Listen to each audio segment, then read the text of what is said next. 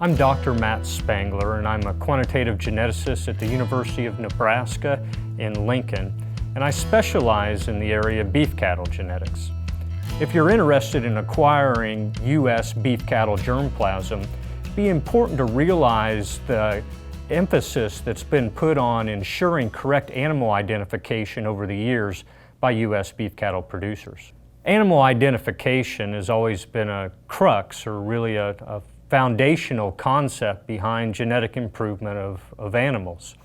And it certainly has evolved over time, beginning with simple animal identification tags that certainly weren't unique across years, and oftentimes within a producer's own herd there would be duplicate individuals of names that only the producer would recognize.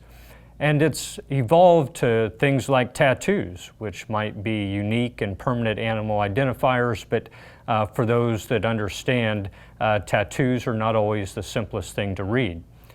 More commonly today in the U.S., the use of electronic identification tags have been used throughout most of our seed stock industry as a means of providing a unique identification that's an electronic 15-digit ID. The benefit of this is that we know for certain who the animal is, and more importantly, to the principle of genetic improvement, we can link the animal's phenotypes or the traits that we measure on them to the correct individual. Of course, the use of genomic or DNA information has become pervasive across the U.S. beef cattle industry as it pertains to seed stock animals. And one of the initial benefits of genomic information was ensuring correct pedigree.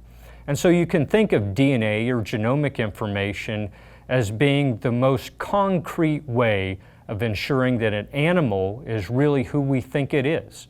And so because of the use of genomics, we've been able to clean up pedigree errors over time and ensure that an individual is truly the product of the sire or dam that we think it is. The largest benefit that this has had is being able to ensure that the accuracy of the resulting expected progeny differences is as high as it possibly can be.